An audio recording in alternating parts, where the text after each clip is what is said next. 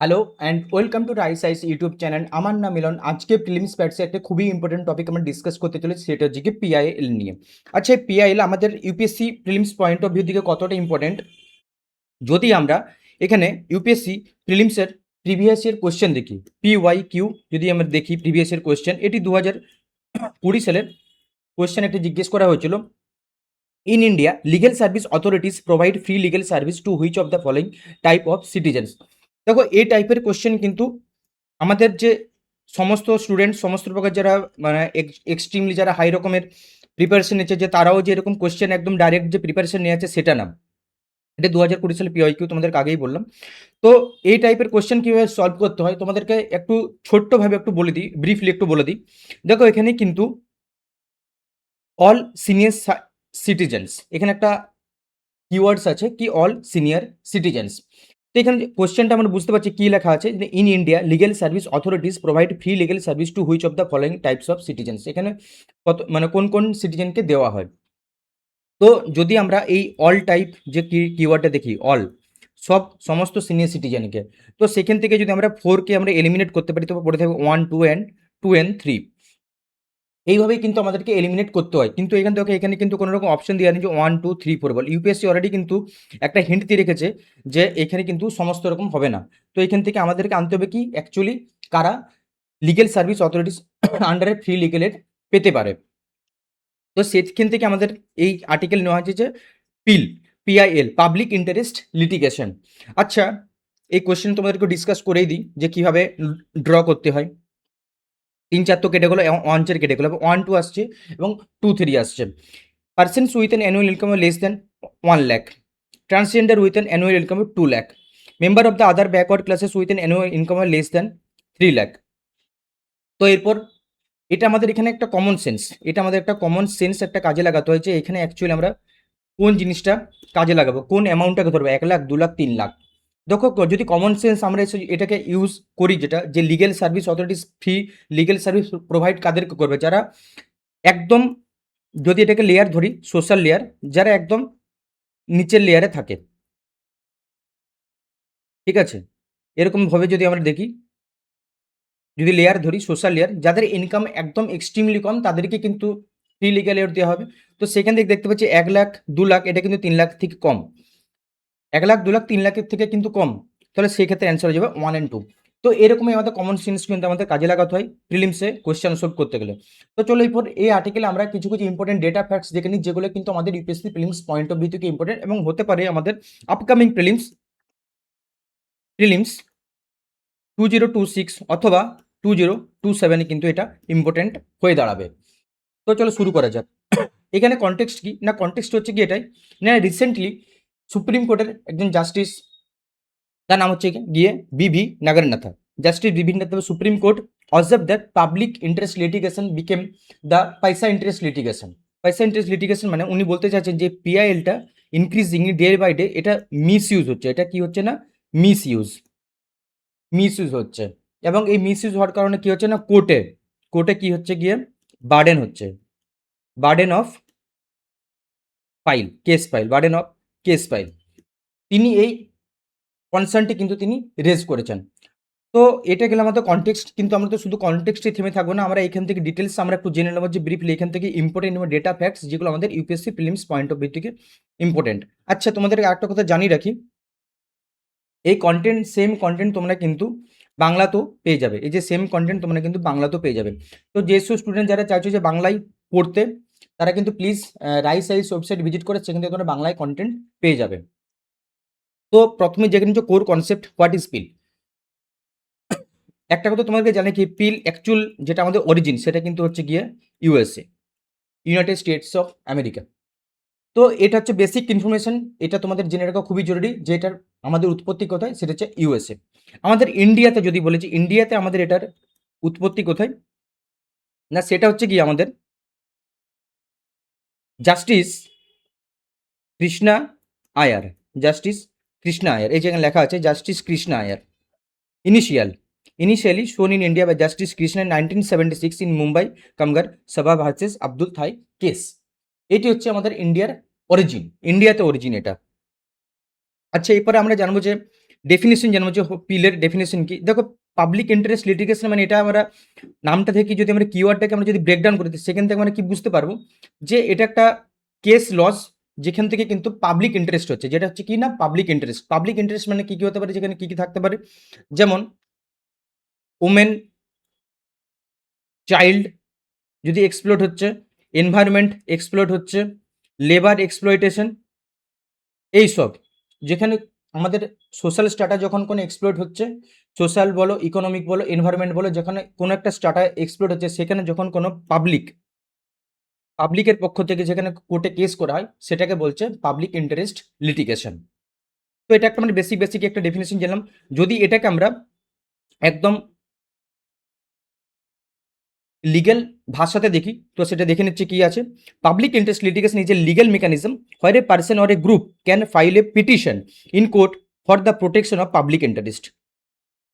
Public interest এটাই হচ্ছে আমাদের মেন কেস লজ। এটা it is an essential tool for the Indian judiciary to ensure social justice for post emergency. আমাদের এই যে 1971-এ আমাদের জানি যে এই টাইমে একটা টার্মোল আমাদের আমাদের ইন্ডিয়ান পার্লামেন্টারি বলো, পার্লামেন্ট সিস্টেম থেকে শুরু করে আমাদের জুডিশিয়ারিতে একটা টার্মোল চলছিল। সেখান থেকে আমাদের যে পোস্ট এমার্জেন্সিতে যে সোশ্যাল জাস্টিস নিয়ে একটা কনসেপ্ট উঠে আসছিল, সেইটাকে অ্যাড্রেস করার জন্য এটা কিন্তু আমাদের আসে কি না পিল, পাবলিক ইন্টারেস্ট লিটিগেশন। তো এখানে একটা খুব একটা ইম্পর্টেন্ট একটা কিওয়ার্ডস আছে, সেটা হচ্ছে গিয়ে কি না লোকাস স্ট্যান্ডি। লোকাস স্ট্যান্ডি কি হচ্ছে, এটা হচ্ছে কি অ্যাকচুয়ালি এটা কিন্তু আমাদের একটা ফ্রেঞ্চ অরিজিন। লোকাস স্ট্যান্ডি এটা ফ্রেঞ্চ অরিজিন। তো এই ভাষার মানে কি হচ্ছে না, এখানে আমাদের এমনিতে নর্মালি কেস লজে কি হয়, নর্মালি কেস লজে একজন পিটিশনার, আমি পিটিশনার, আমি আমার জন্য কেস লড়বো। আমার যদি কোনো পার্সোনাল প্রবলেম হয়েছে, সেখান থেকে আমি আমি গিয়ে কেস একটা নিলাম। ধরে নিতে পারে আমার কোনো জমি ডিসপিউট হয়েছে, আমার কোনো চুরি হয়ে গেছে বা কিছু একটা হয়েছে, সেখান থেকে হয়তো আমি পুলিশের কাছে গেলাম, পুলিশ থেকে কেস ফাইল করলাম, সেখান থেকে কোর্টে গেল এবং সেখান থেকে কেস ফাইল হলো কোর্টে। এটা একটা নর্মাল প্রসিডিওর এটা একটা। কিন্তু এই যে লোকাস স্ট্যান্ডি, এটার মানেটা কি? লোকাস স্ট্যান্ডি মানে হচ্ছে কি এটাই যে যখন কোনো একটা ভালনারেবল সেকশন একটা পীড়িত হয় এবং সেখান থেকে কিন্তু মানে সে হয়তো নিজে না করলেও, একটা ধরো এক্সাম্পল হিসাবে আমাদের এই মোমেন্টে একটা লেবার, একজন লেবার ইন্ডাস্ট্রিতে কাজ করছে এবং তারা সেখান থেকে কিছু একটা সাফার করছে বা কোনো রেপ ভিকটিম, সে কোনো ভিকটিমের শিকার হয়েছে। তো সেখান থেকে কিন্তু যদি আমরা দেখি যে সে হয়তো নিজে কোর্টে যেতে পারছে না, যে কোনো কিছু ব্যারিয়ার হতে পারে, সোশ্যাল ব্যারিয়ার হতে পারে, ইকোনমিক ব্যারিয়ার হতে পারে, পলিটিক্যাল ব্যারিয়ার হতে পারে, সেই ব্যারিয়ারকে আটকানোর জন্য, সেই ব্যারিয়ারকে ক্রস করার জন্য যখন কোনো পাবলিক গিয়ে সে কোর্টে কেসটা করে তার হয়ে, এটাই হচ্ছে কনসেপ্ট কি না লোকাস স্ট্যান্ডি। যদি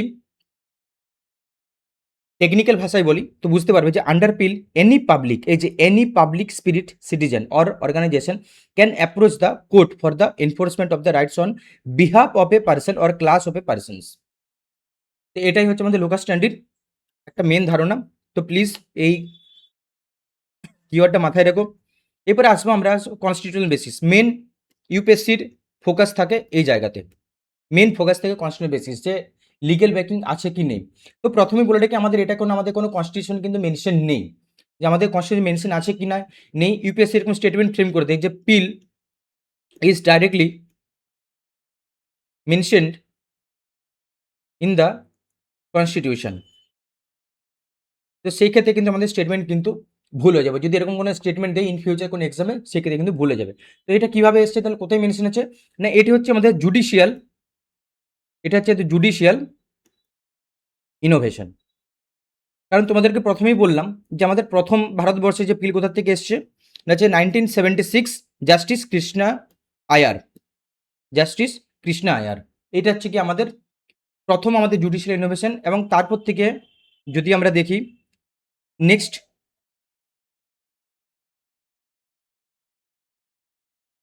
এক মিনিট, হ্যাঁ, তারপর যদি আমরা দেখি ইনোভেশন কোথায় হচ্ছে না, ফার্স্ট কেস কোথায় হচ্ছে কিনা হসিনারা খাতুন ভাজে home secretary state of Bihar is open recognise the first bill focusing on the rights of the under trial prisoners.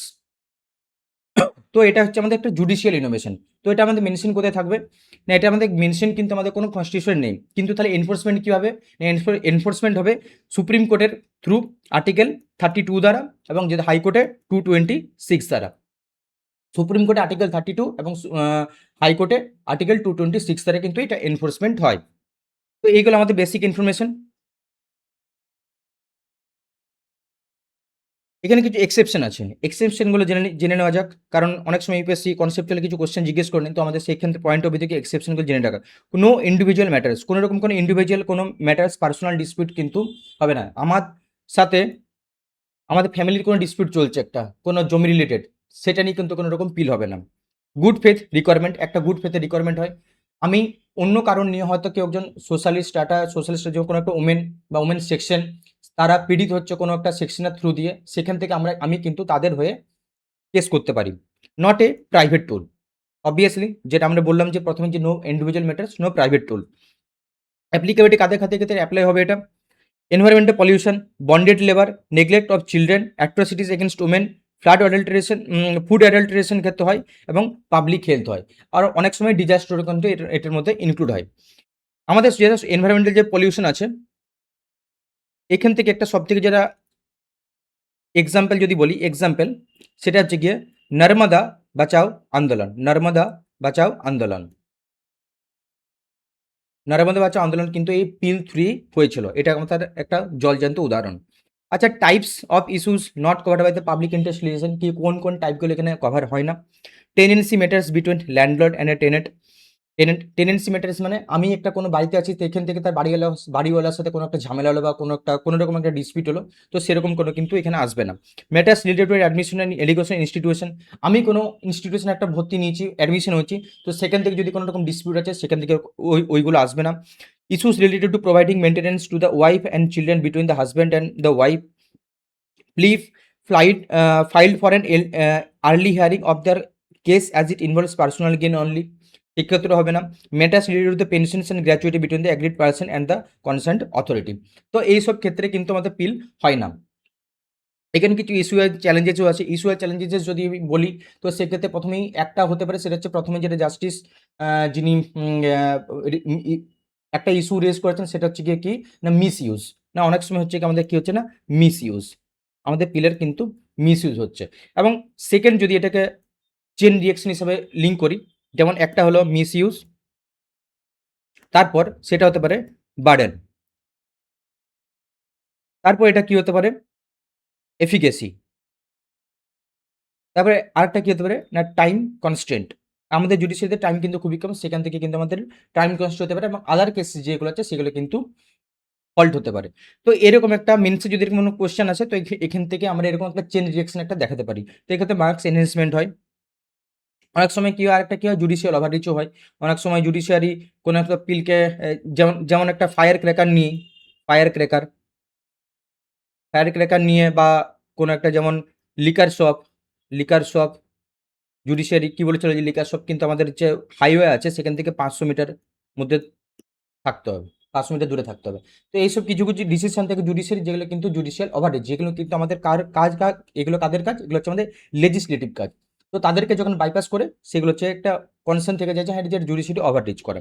তো এখান থেকে একটা এমসিকিউ দেওয়া হয়েছে, এমসিকিউ তোমরা ট্রাই করো, আর যদি না পারো প্লিজ দেখে নাও, আমাদের ওয়েবসাইটে থাকবে এই কন্টেন্ট অ্যান্সার এক্সপ্লেনেশন আছে, কিন্তু তোমরা ট্রাই করো নিজেরা অ্যান্সার দিতে এবং তাদের কমেন্ট কিন্তু এই অ্যান্সার কি সেটা কমেন্ট সেকশনে জানিও। তো এইগুলো আমাদের আজকে কন্টেন্ট, এই কন্টেন্ট যদি তোমার ভালো লেগে থাকে প্লিজ বন্ধুদের শেয়ার করে দিও। আর তোমাদেরকে একটা কথা জানিয়ে রাখি, আমাদের টিম মেম্বার্স কিন্তু মেন্স ওরিয়েন্টেড কিন্তু ডেলি দুটো আর্টিকেল নিয়ে আসে, একটা হচ্ছে গিয়ে ডিপ অ্যানালিসিস আর একটা হচ্ছে গিয়ে এডিটোরিয়াল এক্সপ্লেন্ড। এটাও কিন্তু তোমরা পেয়ে যাবে বেঙ্গলি প্লাস ইংলিশ এবং আর সাথে করে এটা হচ্ছে ভিডিও এক্সপ্লেনেশন অনলি বেঙ্গলিতে।